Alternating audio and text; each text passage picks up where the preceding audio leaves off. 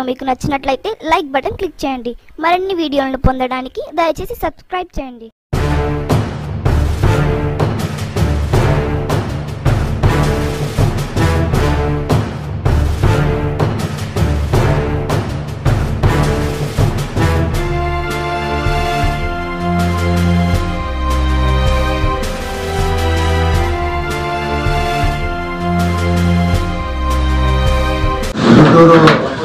Guntur assembly నియోజకవర్గానికి సంబంధించి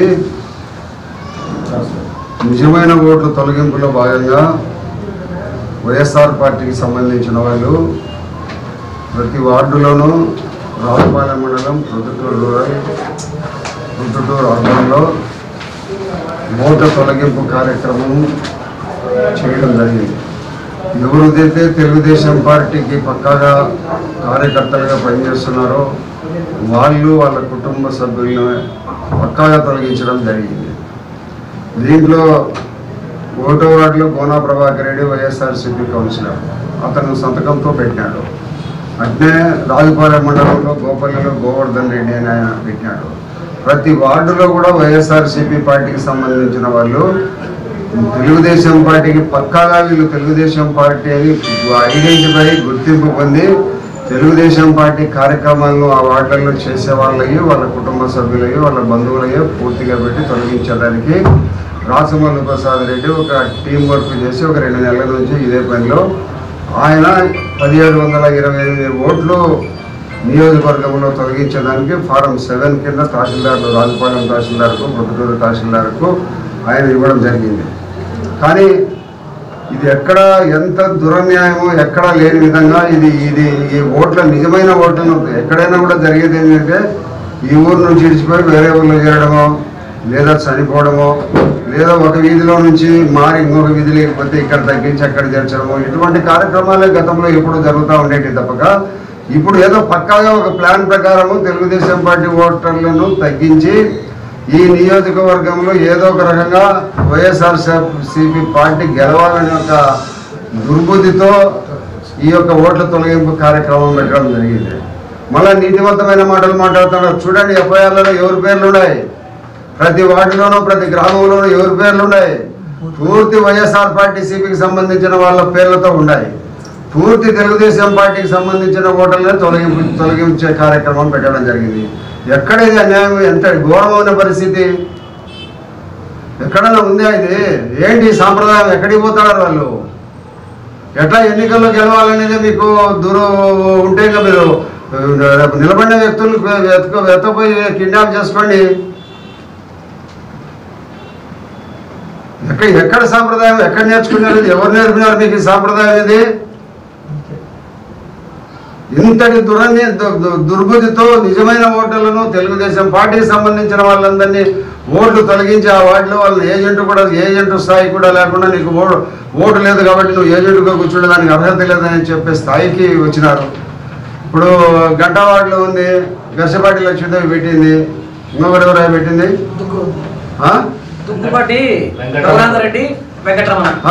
విచారించండి వీళ్ళందరూ ఏ పార్టీకి సంబంధించిన వాళ్ళు. మేము ఇప్పుడు కోరేది కూడా ఇది ఇంత దుర్మార్గమైన పరిస్థితుల్లో ఓటర్ల తొలగింపు ఫారం 7లో ఇంత ధైర్యంగా సంతకం పెట్టి మరి రాష్ట్ర వ్యాప్తంగా ఓట్లను తొలగించాలనే యొక్క వైఎస్ఆర్సీపీ చేసే ప్రయత్నము ఇది తీవ్రమైన అన్యాయము, ప్రజాస్వామ్య వ్యవస్థకు గొడ్డలు పెట్టు. ఎక్కడికి పోతున్నారు? ఏం చేస్తున్నారు మీరు? జగన్ ఏదేదో మాట్లాడుతుంటారు. దీంట్లో ఏదో కేసీఆర్ కొంత వాళ్ళకి ఆ రాష్ట్రంలో కొంత తొలగింపు కార్యక్రమం పెట్టుకొని కొంత సక్సెస్ అయినాడు. అదే ఫార్ములా ఇక్కడ కూడా పెట్టడం జరిగింది. మరి జగన్ మన డేటా అంతా తీసుకున్నారు. ఆంధ్రప్రదేశ్కు సంబంధించిన ఓటర్ల డేటా అంతా తీసుకున్నారు, ఐడి ద్వారా అన్నీ తీసుకున్నారు. దాని మీద కేసులు కూడా పెట్టడం జరిగింది. కేసులు కూడా నడుస్తూ ఉన్నాయి. ఇప్పుడు జగన్మోహన్ రెడ్డి అనే వ్యక్తి మొట్టమొదటి నుంచి క్రిమినల్ చర్యలకు, అక్రమ ఆదాయాలకు పాల్పడేదానికి అలవాటు అయిపోయి 1,00,000 కోట్ల రూపాయల అవినీతి జరిగిన కారణంగానే ఆయన మీద 13 కేసులు ఎఫ్ఐఆర్లు రిజిస్టర్ అయి ఉన్నాయి. ప్రతి శుక్రవారం కోర్టుకు పోతున్నాడు. ఇంకా ఇంత అన్యాయం దేనికే? అది ఎంత దుర్మార్గమైన చర్య. మా ఓటర్లు నా ఓటర్లు కూడా చూసుకోవాలి, తొలగించినారో ఏమో కనుక్కోవాలి. నేను చూడలే. దీంట్లో 55 మంది దొంగ ఓట్లను తొలగించే 1728 ఓట్లను తొలగించే పెట్టిన ఫారం 7లో ప్రతి ఒక్కరు వైఎస్ఆర్సీపీకి సంబంధించిన వాళ్ళే. మీరు పత్రికల వాళ్ళు కూడా మీరు కావాలంటే మీరు విచారించండి ఎవరికి సంబంధించిన వాళ్ళు. ఎఫ్ఐఆర్ కాపీలు ఇస్తానని నేను మీకు అందరికీ కూడా. పోలీసు వాళ్ళు కేసు రిజిస్టర్ చేయడం కూడా జరిగింది. దీని మీద 1-2 రోజుల్లో పోలీసు వాళ్ళు వీళ్ళందరినీ అరెస్ట్ చేసి రిమాండ్కి పెట్టాలా. మా యొక్క ఓట్లను ఎవరైనా కూడా మా యొక్క ఓటును ఒకరు తొలగించే హక్కు ఎవరికి లేదు. దీని మీద ఎఫ్ఐఆర్ ఆల్రెడీ రిజిస్టర్ అయింది. మన పొద్దుటూరుకి సంబంధించిన ఎఫ్ఐఆర్ అయింది. రాజపాలెం ఎఫ్ఐఆర్ కూడా అయిందో లేదో కనుక్కొని 1-2 రోజుల్లో వీళ్ళందరినీ అరెస్ట్ చేయాలా. అరెస్ట్ చేయకపోతే చట్టబద్ధంగా మేము ధర్నాలు బంధులు ఇవన్నీ కూడా చేసే కార్యక్రమం మా పార్టీ చేపట్టారు. ఎంతమంది మీద ఎఫ్ఐఆర్ అయింది సార్? 55 మంది మీద ఎఫ్ఐఆర్ రిజిస్టర్ అయింది. ఎంత దుర్మార్గమైన చర్య! ఏమయ్యా ముడా కొడుకలు ఉందామనుకుంటాడారా పోదామనుకుంటాడా? నాతో ఒక వారం రోజుల కిందటే శ్రీధర్ రెడ్డి అని బొల్లారంలో మా వాడు చెప్పినాడు, అన్నా ఇంటింటికి తిరిగి ఏదో ఐడెంటిఫై చేస్తాడు అంటే ఏమంటే ఏదో చచ్చినేటి ఊళ్ళో లేనేటి తొలగిస్తాడు. నిజమైన ఓట్లు మొన్న పెళ్ళి అయింది 3 నెలల కిందట మన బొల్లారంలో ఒక అతను రాజారెడ్డి అని. ఆ పెళ్ళికి నేను పోయి వచ్చిన వాళ్ళ ఓటు తొలగిస్తున్నాడు. ఎక్కడి దుర్మార్గమైన చర్య ఇది! ప్రొద్దుటూరులో ఇటువంటి బతికి ఉండబడినా కూడా వాళ్ళను దొంగగా ఫారం 7 పెట్టి తొలగించే వాళ్ళు రేపు ప్రొద్దుటూరులో ఉండబడిన అందరి ఆస్తులు కూడా రాయించుకున్నా కూడా మనం ఏమి ఆశ్చర్యపడాల్సిన అవసరం లే. ఈ ప్రెస్లో కానీ ఇంకా ఉండబడిన షావుకార్ల ఆస్తులు కానీ మాయాస్తులు కానీ బోగస్గా ఎవరైనా పిలుచుకొని పోయి రిజిస్టర్ చేయించుకున్నా కూడా చేయించుకునే దానికి సిద్ధపడేంత పరిస్థితిలో ఉంది. అంతటి దుర్మార్గమైన అవినీతికి విచ్చలవిడితనానికి పాల్గొన్నాడు. ప్రొద్దుటూరు ప్రజలందరూ కూడా వీళ్ళు మళ్ళా ఎమ్మెల్యేలు అయినా ఈ ఆశలను తప్పకుండా వీళ్ళు ఎట్లయితే దొంగ ఓట్ల కార్యక్రమంలో ఫారం 7 పెట్టి తీసేయాలన్నారో మీ స్థానంలో కూడా వేరే వాళ్ళని పెట్టి రిజిస్టర్లు చేసుకొని ఆస్తులు మాయనే పరిస్థితి వస్తుంది. ఇది ప్రొద్దుటూరు ప్రజలందరూ గమనించాలా.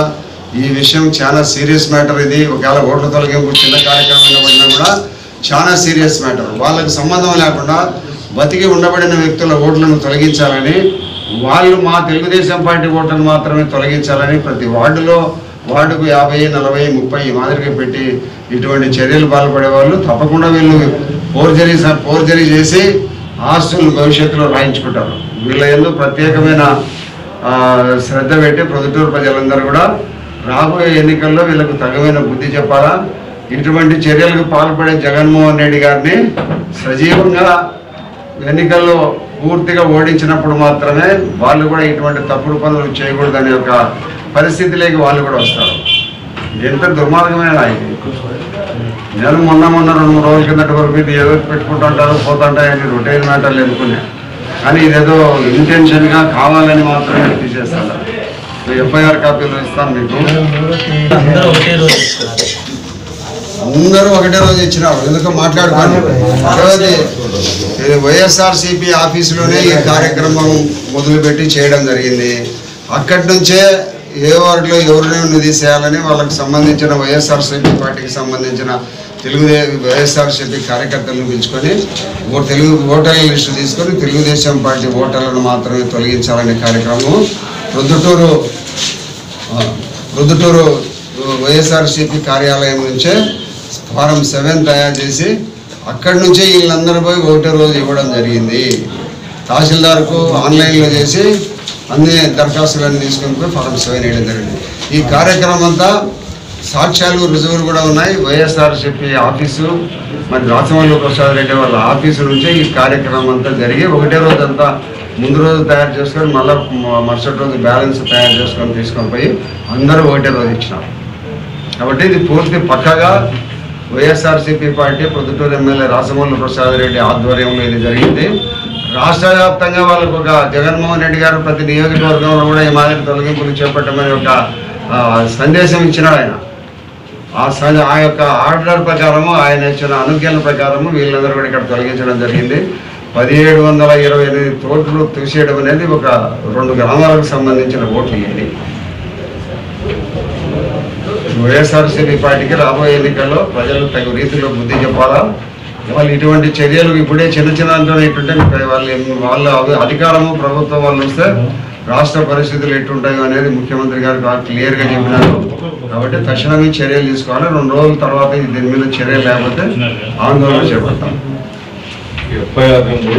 మంది కౌన్సిలర్స్ తెలుగుదేశం పార్టీ టికెట్ వరదరారెడ్డికి ఇస్తే మేము చేయము, పార్టీ మాత్రమని ఇచ్చినారు. అది ఎంతవరకు సమంజసమో వాళ్ళు ఆలోచించాలా. ఇక్కడ మేము ఎవరికి టికెట్ ఇచ్చినా చేస్తామని చెప్పి మాజీ శాసనసభ్యులు నంద్యాల వరదరారెడ్డి గారు చెప్తున్నాడు, పత్రికాముఖంగా చెప్తున్నాడు, బహిరంగంగా చెప్తున్నాడు, ముఖ్యమంత్రి గారు దృష్టిగా తీసుకుపోయాడు. కానీ వాళ్ళు మాత్రం వరదరారెడ్డికి ఇస్తే మేము చేయం, పార్టీ మారుతామంటున్నారు. నిజంగా మీకు పార్టీ మీద నమ్మకం ఉండి పార్టీ మీద అభిమానం ఉంటే గినా టికెట్ ఎవరికి ఇచ్చినా చేయాలా చేయకూడదు అనేది మీ వ్యక్తిగత విషయం. కానీ పార్టీని నడి రోడ్డులోకి తీసుకురావడం సమంజసం కాదని మేము చెప్తున్నాం. మీకు ఇష్టం లేకపోతే గిన పార్టీ మీద మీకు స్వేచ్ఛ, ఏ పార్టీలోకైనా పోవచ్చు. కానీ వరదరారెడ్డికి టికెట్ ఇస్తే మేము ఉండమంటే ప్రజలు చెప్పాలా, పార్టీ అధిష్టానం చెప్పాలా. మీకు ఆ నైతిక హక్కు లేదు. కాబట్టి మీరంతా ఆలోచించి పార్టీని రోడ్డు మీదకి తీసుకురాకుండా, పార్టీని ఇంకా భ్రష్టు పట్టించకుండా, మీ ద్వారా పార్టీ నాశనం కాకుండా ఉండాలని ఆ కౌన్సిలర్లకు కానీ వాళ్ళకి కానీ చెప్తున్నాం. నిజంగా పార్టీ మీద నమ్మకం ఉంటే పార్టీ ఎవరికి టికెట్ ఇచ్చినా ప్రతి ఒక్కరూ చేయాల్సిన బాధ్యత ప్రతి కార్యకర్తకు ఉంది. మీకు ఇష్టం లేదు, ఇష్టం లేకుంటే పార్టీ మారండి, అది మీ స్వేచ్ఛ, మేము కాదన్నాం. మీరు ఇలాగే పార్టీల గురించి ప్రస్తుత చేస్తా వస్తే కినా మేము ఈ విషయాలన్నీ పార్టీ దృష్టికి తీసుకుపోతాం. పార్టీని ఏ విధంగా వీళ్ళు చేస్తున్నారు చూడండి, ఎవరి ద్వారా పార్టీ నష్టపోతుంది చూడండి. వైస్ చైర్మన్ ఎన్నికలో ఎవరు వచ్చి ఇక్కడ పార్టీని భ్రష్టు పట్టించారు, తర్వాత ఎవరి ద్వారా పార్టీ భ్రష్టు పడుతుంది చూడండి అన్ని ఆలోచనలు చెప్తాను. వాళ్ళు ఎంత చెప్పే కొద్దీ అంత మనకు మేలు. 1% దానివల్ల నష్టం లేదు. ప్రజలందరూ పబ్లిక్ లో పార్టీని తీసుకురావడం మంచిదిగా ఎన్నికల సమయం వాళ్ళ వ్యక్తిగత పొద్దుటూరు ప్రజలందరూ చెప్తున్నారు, ఎవరు తప్పు చేస్తున్నారు, ఒప్పు చేస్తున్నారు ప్రజలు తెలుసుకోవాలి. లిమిట్ వదిలేసే వాళ్ళు ప్రజలు వాళ్ళు పార్టీని రోడ్డు మీద తీసుకొచ్చి ఎన్నికల టైంలో పార్టీని ఇంకా దెబ్బతీసే కార్యక్రమం చేపట్టవద్దని మేము సవినయంగా తెలియజేస్తాను.